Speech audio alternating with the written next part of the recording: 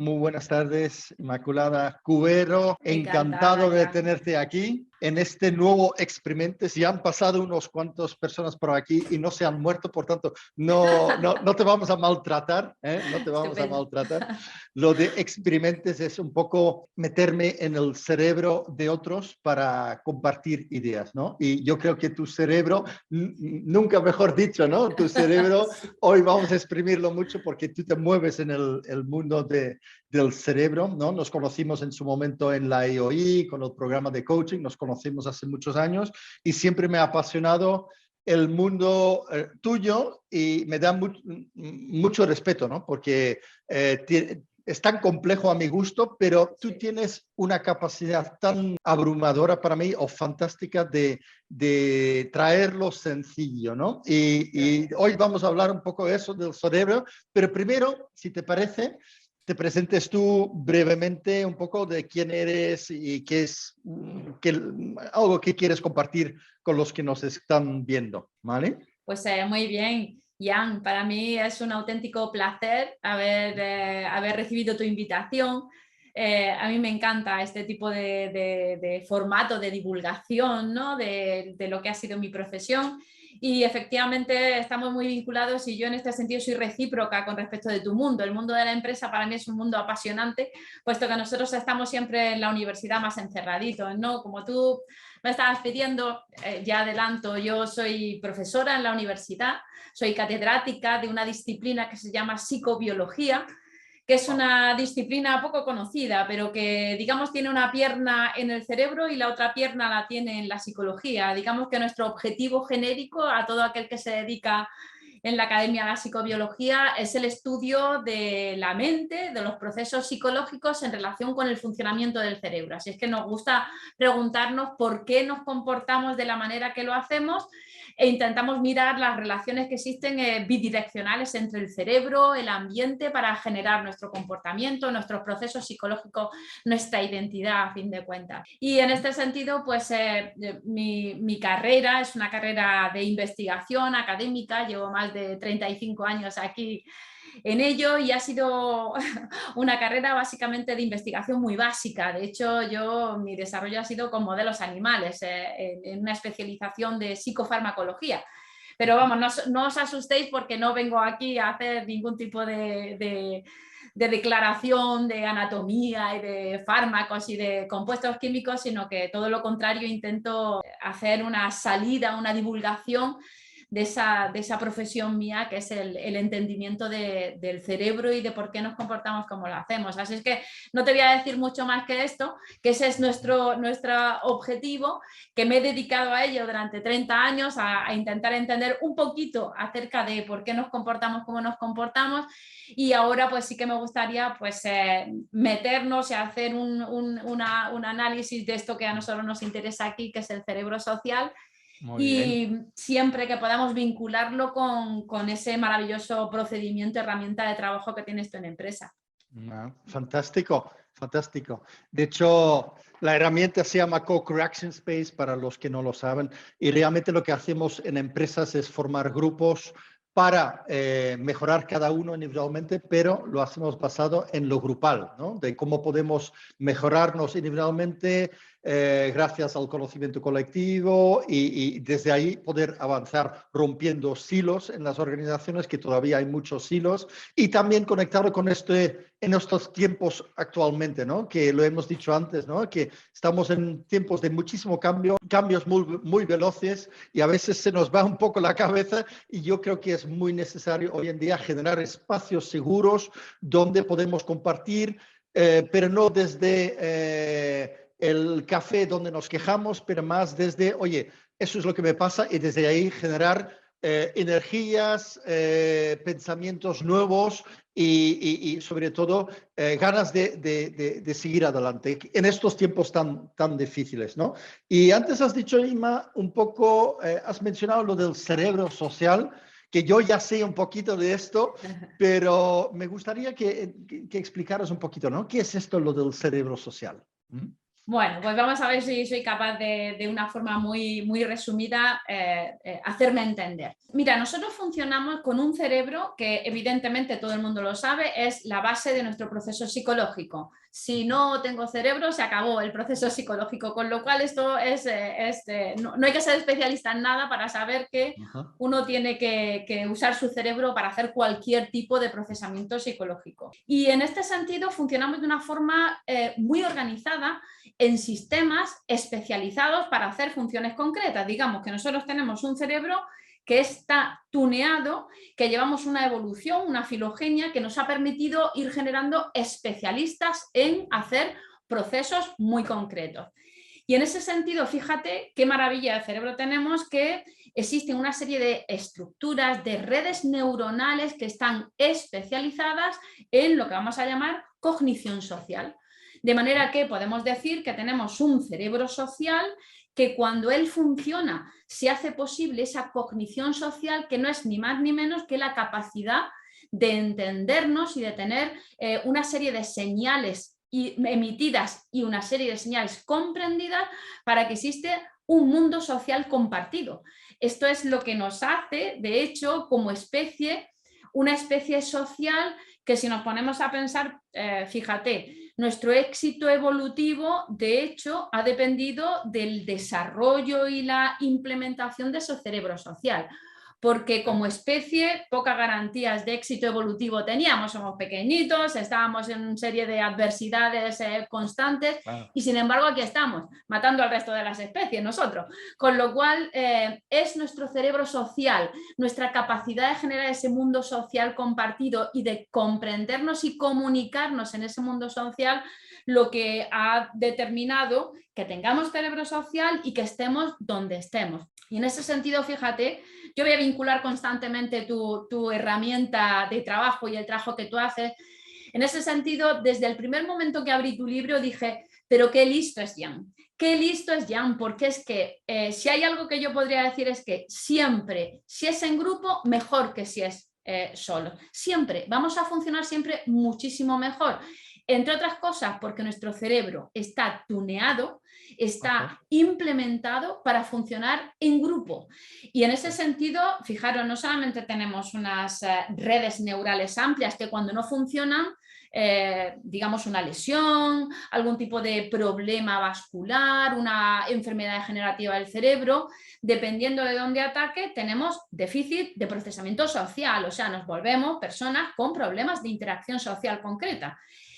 No solamente tenemos redes neurales, es que también tenemos una química especialmente diseñada para hacer ese entendimiento social. Seguro que te suena la oxitocina como una hormona que está muy presente. La oxitocina siempre se asocia al parto y a todo lo que tiene que ver con el sistema reproductor. Pero eso desde el punto de vista hormonal también funciona como molécula, pero como un mensajero neuroquímico en el cerebro social. Y en este sentido, pues tiene la capacidad de activarse y generar situaciones, emociones, sentimientos tan especiales como son la confianza, por ejemplo, o la cooperación. Así es que nuestro cerebro social está ahí, es un sistema muy especializado, muy bien tuneado. Es un auténtico, yo diría que un legado evolutivo de los más prioritarios que tenemos y desde luego hace y sirve al desarrollo de nuestra cognición social, tanto consciente como no consciente. Eso es lo que te iba a decir, porque cuando estamos emitiendo de alguna manera sin querer y estamos recibiendo, aunque no quisiéramos, lo estamos absorbiendo. Estamos, digamos, programados para absorber, incluso siendo inconscientes de lo que absorbemos. ¿Eso es así? ¿Correcto? No solamente sí, incluso, sino que aquí tenemos tenemos un legado de la palabra inconsciente que es un legado muy triste porque empezó con una gran inteligencia por quien comenzó a hablar de esto, que básicamente fue Freud y algunos antecesores, y hablaban de inconsciente, pero se lo han llevado al terreno como de nuestros demonios ocultos, interiores, ¿no? Siempre tiene casi una connotación negativa. Y hay que deshacerse de esto, porque si algo sabe hacer nuestro cerebro en general es el procesamiento de información con un carácter no consciente. Esto es, si tuviéramos que hacer consciente todo lo que hace nuestro procesador de información, que es nuestro cerebro, ni nos levantábamos de la cama, no podríamos. O sea, es que hay un 90% de procesamiento de información que realizamos de todo el total, que es de carácter no consciente. Wow. Y esto es muy importante conocerlo, porque no quiere decir que saberlo te vaya a hacer consciente ese procesamiento de información, pero está muy bien porque de esa forma podemos tener en cuenta cierta forma, en este caso, de comunicación social que nos puede ayudar para que implementemos y optimicemos esa comunicación, esa interacción. Así es que lo inconsciente es parte muy relevante y central de la interacción social, por supuesto que sí. No es la única, porque claro, cuando hablamos de interacción social, de ese tipo de comunicación, evidentemente todo el mundo pensamos en un lenguaje verbal. O sea, todo lo que es oral, verbal, es comunicación social. La pregunta es, ¿y es eso lo único? Pues no, existe un lenguaje preverbal que es mucho más antiguo, evolutivamente hablando, que es muy útil y que está imperando con sus leyes para la hora de establecer nuestro procesamiento, que comprendamos lo que está ocurriendo, aunque no tenga acceso consciente, y sobre todo que controla nuestro comportamiento de vuelta. Esto es lo que va a hacer que yo me comporte de formas determinadas. Si me preguntan por qué te estás comportando así, igual no te lo sé decir. Igual digo, no sé, quizás ha sido ahí y tal, pero tu cerebro no consciente sabe muy bien por qué La te ha famosa ordenado. intuición, ¿no? Como la llaman, ¿no? Un poco Exacto, diciendo, oye, exacto. en esta interacción con personas que sentimos de alguna manera, no sé por qué, pero no me acabo de fiar o no me Exacto. acaba de convencer. No sabemos muy bien por qué, y eso tiene que ver con estas señales inconscientes que tú estás Exacto. recibiendo y lo Exacto. procesas y dices, aquí no cuadra. Y Exacto. un poco lo que has dicho, ¿no? Eso viene un poco de nuestra evolución, ¿no? O ataco o huyo, o desde luego con esta persona no puede ir a la guerra o no puede ir a cazar o a lo que sea, ¿no? Un poco ahí, ¿no? Exacto, es que fíjate que el cerebro social, que al final sirve a la cognición social, que es una cognición social, la puedes definir como todo el conjunto de elementos de motivación, emociones, aprendizaje, memorias atencionales, que hacen posible la comunicación entre ese emisor y ese receptor. Así es que las señales son variadísimas y todo esto está, el cerebro social lo está integrando. Y esto sirve para que tengamos un mundo compartido y entendido. O sea, esta forma de interacción nos permite crear el mismo mundo que compartimos y entendemos. Y en ese sentido, cuando hay un grupo que se forma, esto se entiende perfectamente bien. Creamos ese mundo, generamos esas señales y eso nos permite comprender lo que tú estás pensando y actuar en consecuencia.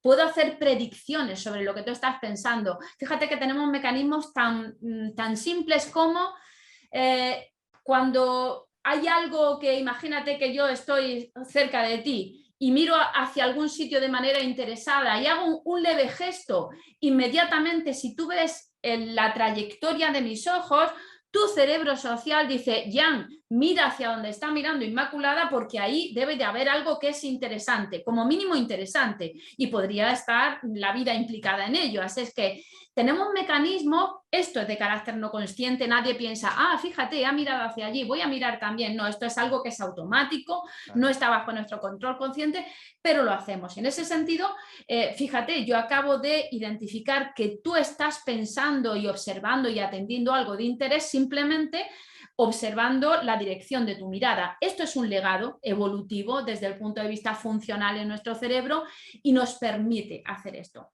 Pero fíjate, un poco ahondando en lo que tú decías de que nos permite conocer un poco quiénes somos.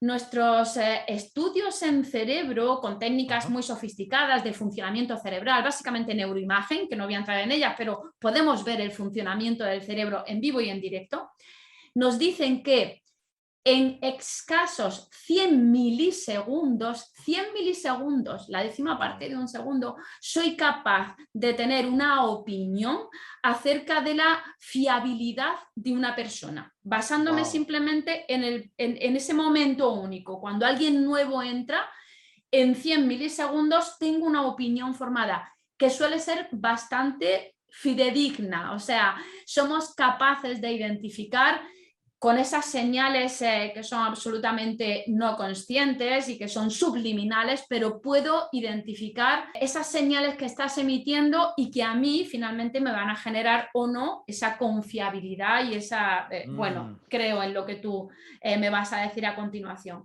Con lo cual estamos hablando de un mundo muy complicado, porque creyendo que me siento enfrente de ti y que, bueno, pues te puedo engañar fácilmente, no, no es tan fácil engañarnos. No es tan fácil hacer grupo, porque el grupo necesita una confiabilidad, necesita una base de honestidad, ese mundo compartido se necesita. Y este cerebro social funciona muy bien en favor de una serie de objetivos comunes cuando tiene la manta común de esa confiabilidad. Cuando hay confianza se genera cooperación. Y esto es algo que sigue siendo automático, o sea, no nos lo tienen que enseñar. Nacemos con esa capacidad cerebral de identificar aquello que me genera confianza e identificar en base a ello cuáles son mis conductas cooperativas. O sea, el altruismo social viene de serie y todos nos manejamos muy bien en grupo. Cuando tú me enseñaste tu procedimiento y abría el libro, inmediatamente, creo que alguna vez lo hemos hablado, pensé en las terapias de grupo. Sí. Que son tan útiles y tan exitosas. ¿Por qué son tan bonitas y tan eficaces las terapias de grupo? Porque se hacen en grupo, justamente. Y esta tendencia natural de ponerme a disposición o a cooperar de forma natural, digamos. Exacto. ¿No? La cooperación es un proceso psicológico que viene, como digo, de serie y de hecho está presente, hay muchos estudios muy bonitos en desarrollo cerebral que demuestran que niños de 18 meses ya tienen absolutamente instalada esa capacidad de generar cooperación de manera espontánea ante una necesidad y de ponerse de lado, preferir de a quien coopera que a quien no coopera. O sea que esto es lógico. O sea, a mí siempre me gusta decir que nosotros tenemos un cerebro que desde el punto de vista evolutivo es bastante nuevecito. O sea, llevamos con nuestro cerebro neandertal escasos 200.000 años. Eso en términos evolutivos es un suspiro. Y por lo tanto tenemos que muchas veces imaginarnos en un contexto muy neandertal para poder entender cuáles son esas leyes de funcionamiento de nuestro cerebro, para que podamos entender que aunque somos muy sofisticados hoy en día o no lo creemos, en pleno siglo XXI, realmente seguimos las mismas leyes universales de funcionamiento del cerebro neandertal y buscamos la seguridad, buscamos la honestidad y cooperamos si encontramos esa confiabilidad. Si no, no lo vamos a hacer. ¿Por qué? Porque nos va la vida en ello. En este caso no es tanto que nos va la vida, pero sí que nos va un puesto de trabajo, nos va el desarrollo de un objetivo profesional, empresarial. De hecho, ahora viendo que estás hablando de los neandertales, ¿no? En el fondo vivían en tribu y lo peor que podía pasar era la expulsión de la tribu, ¿no? Porque expulsión era muerte total o asegurado, ¿no? Y la cooperación no estaba simplemente porque está guay cooperar, no, necesitamos cooperar para sobrevivir. Ahora, y el símil ahora en las empresas es que todo el mundo, y a veces yo lo cuestiono, ¿no? En las empresas todo el mundo colabora, pero a veces hay muchas cosas muchas piedras que se ponen en el camino por esta colaboración verdadera, ¿no? Diciendo estos departamentos que se generan como silos, pero muchos otros elementos también. Y eso es mi pregunta para ti, ¿no? De cómo, porque para mí yo lo conecto con las emociones, ¿no? ¿Qué rol juegan, en tu opinión, las emociones a la hora de generar esta confianza? Porque antes has hablado de esta confianza en grupo y tal, y es tan necesario, y yo estoy completamente de acuerdo. ¿Y qué rol juegan las emociones para este establecimiento de confianza? Mira, de hecho, lo voy a plantear un poco diferente. Perfecto. Es imprescindible generar confianza, confiabilidad, fiarse, esa pauta de honestidad en un grupo donde voy a ser yo, voy a no engañarte, a no intentar mentir. Eso es esencial, y yo creo que en cualquier grupo, ya sea de trabajo, terapéutico, profesional que se forme, yo ciertamente apostaría por esa formación previa. Tienen que entender el concepto de grupo porque estamos un poco deteriorados y nos mezclamos entre la cooperación y la competitividad, y es un valor que está muy encima de la mesa. Entonces parece que la competitividad es muy sana, que bueno, lo será en ciertos contextos, pero yo voy a hablar desde el cerebro social. Exacto. Y el cerebro social dice que podrás competir, pero antes de eso tienes que cooperar. Y tu competitividad tiene que ser en un contexto de cooperación, y para cooperar necesitas el manto de la confianza. O sea, yo diría que por ir en escalones, un grupo primero tiene que saber que si no consigue generar confianza, entonces todo lo demás ya está perdido de entrada. Y en ese sentido, la verdad es que la terapia de grupo, que conoce muy bien cuáles son las herramientas, ejercicios y actividades para generar confianza, etcétera, y todo ello lo ponen en marcha porque es necesario para poder luego trabajar en objetivos como en ese mundo social compartido donde nos vamos a entender. Claro. La situación es que esa génesis de confianza, esas interacciones, también se puede decir desde el punto de vista no me vas a mentir, yo no voy a estar sospechando que tienes algo en la retaguardia, sino que estás siendo honesto en este juego exacto que estamos haciendo. Todo esto es un juego de comunicaciones emocionales que son preverbales, son básicamente gestuales, faciales, y nuestro cerebro social, ahí, digamos, dentro de sus redes neuronales, están especializadas algunas de ellas en la emisión de gestos que configuran mensajes concretos emocionales y en la recepción de esos gestos. Con lo que cualquier tipo de emoción que yo quiera ocultar, quizás yo puedo poner cara de, ¿cómo se dice? Cara de póker. Y en ese sentido, bueno, pues voy a tener que entrenar mucho. No sé si alguien con un entrenamiento de espía o alguien que juegue, se gane la vida al póker es capaz de hacerlo, pero fíjate, seguro que todo el mundo ha visto jugadores de póker que usan las gafas de sol. ¿Por qué? Porque hay que ocultar los gestos. O sea, los gestos se transmiten, y aunque uno tenga cara de póker, el cerebro tiene capacidad de hacer un procesamiento de información subliminal. Yo puedo decir conscientemente que no observo ningún tipo de emoción en tu cara y que no sé si me estás mintiendo o no, pero mi cerebro no consciente dice que va, chica. Claro que sí, te está mintiendo, y bien mintiendo, porque está viendo configuraciones musculares que denotan esa emoción de la mentira, porque cualquier tipo de mentira está asociada a una emoción que suele ser negativa, y esto pues el corazón que nos puede oír también se traduce en los gestos de la cara. Y esto todas las personas deberíamos de estar preparados para saber que nuestro cerebro procesa la información emocional y que lo mejor siempre es, si vas a decir una mentira, no digas nada. No digas nada, porque lo que vas a generar en ese momento, cuando tú dices una cosa y estás sintiendo otra diferente, eso genera una disonancia en el cerebro que está recibiéndolo. Y lo que dices, el mensaje verbal explícito es A, pero el mensaje gestual que estoy captando es B. Cuando hay una disonancia, un desfase, lo que le acompaña es la alerta roja. Houston, tenemos un problema, desconfía. Y si tú pones encima de la mesa la desconfianza, apaga y vámonos. Aquí hemos acabado con el grupo, con la interacción.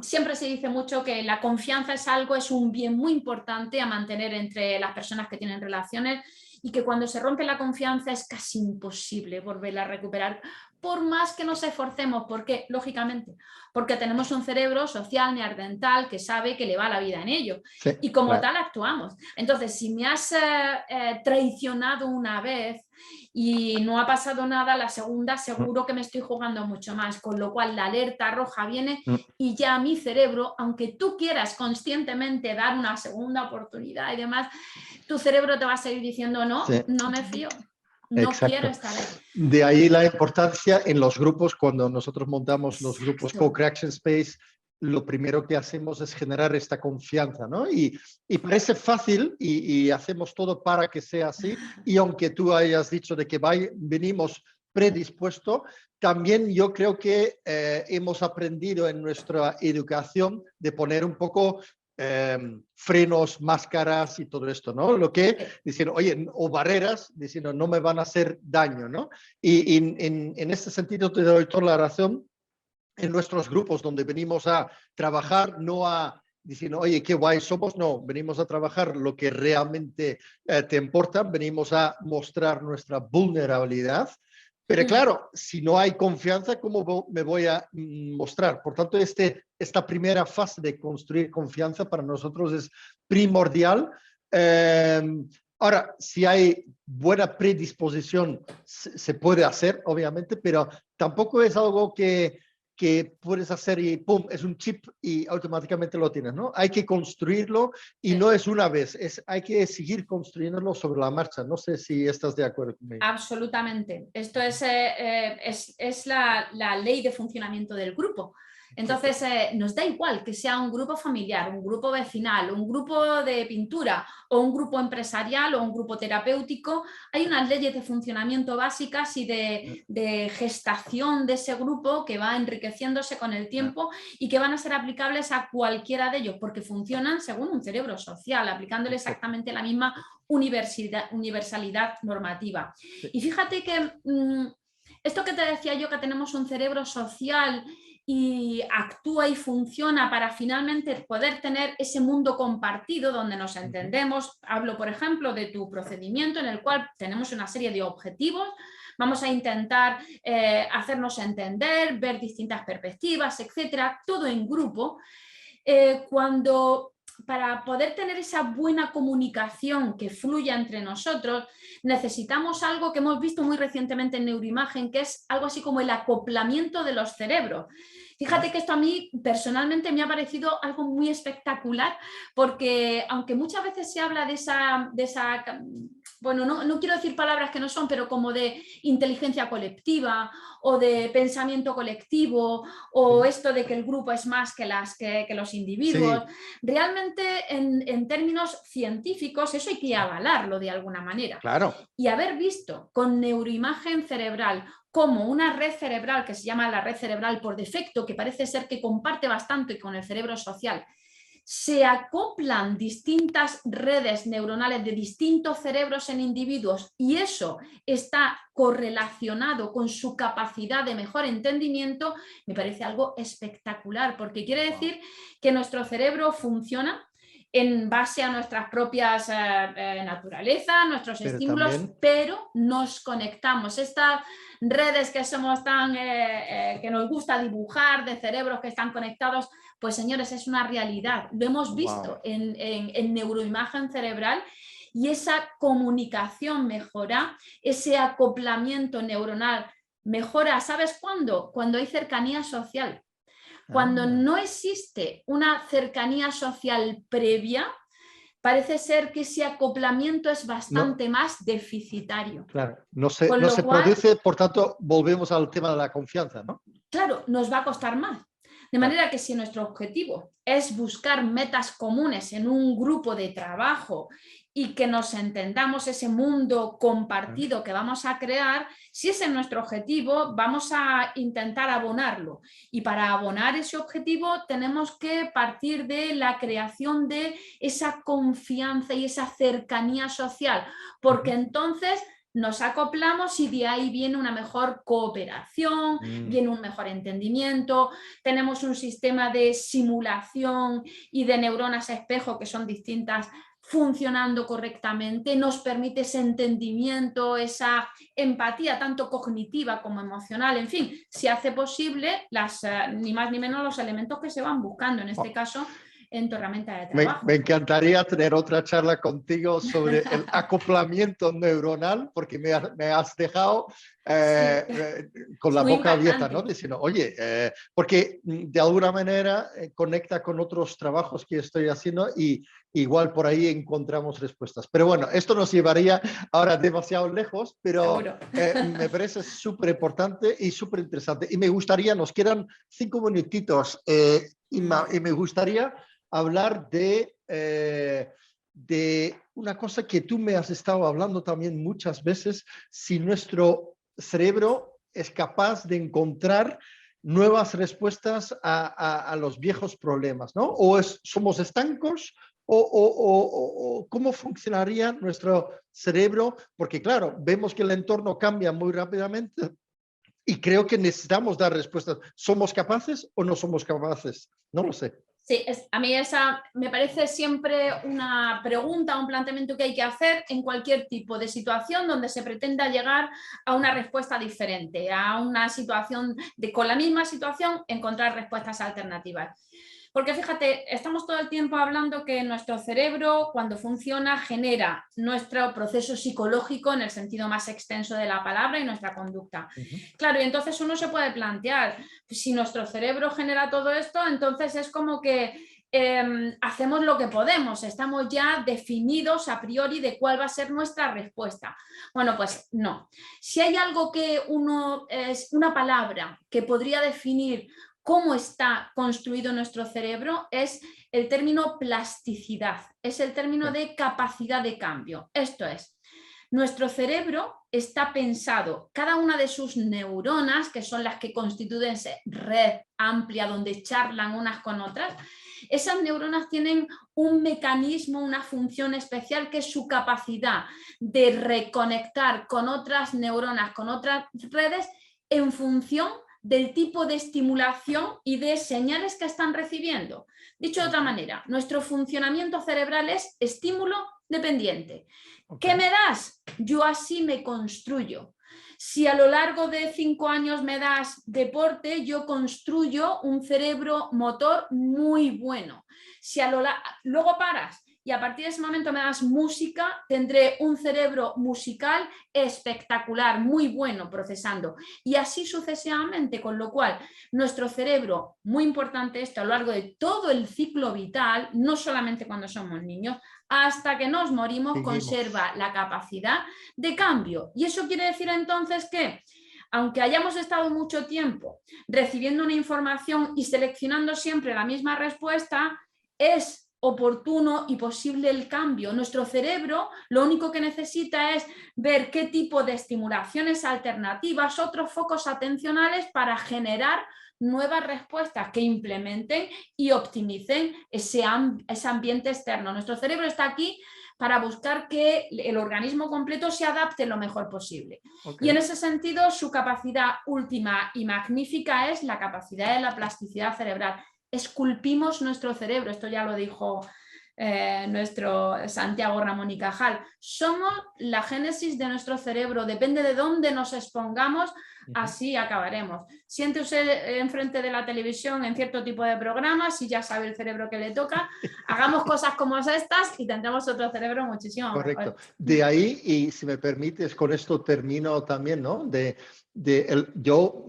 De hecho, me estás corroborando una teoría que yo tengo, que no lo tengo comprobado, ¿no?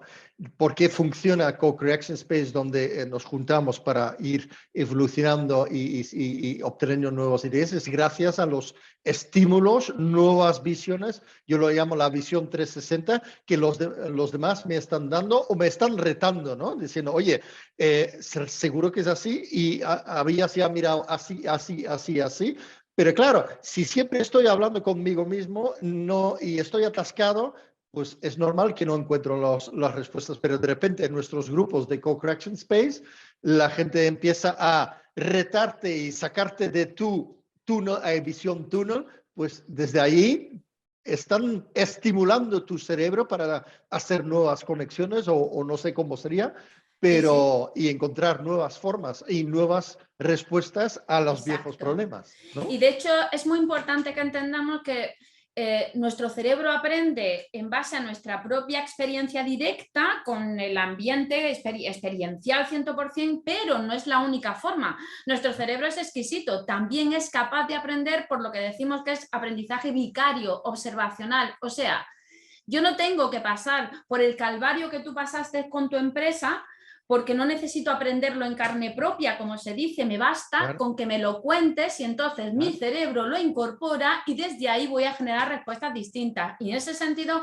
es muy importante, se puede creer realmente que la experiencia ajena es un estímulo suficientemente poderoso como para ser un input hacia mi cerebro y que esto genere un cambio y por lo tanto la selección de nuevas respuestas, nuevas formas de procesamiento. Claro. Pero claro, uno es que recibo estos inputs y ahí es la última pregunta, ¿no? Recibo estos inputs, pero luego lo proceso, pero no significa necesariamente que cambio. No, claro, no necesita. Habrá que actuar también.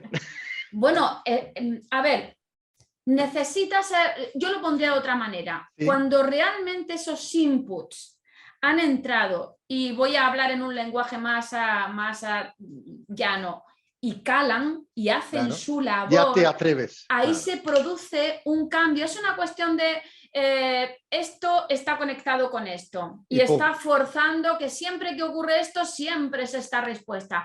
Y de pronto llega un tipo nuevo de información y hace que esto se conecte con esto.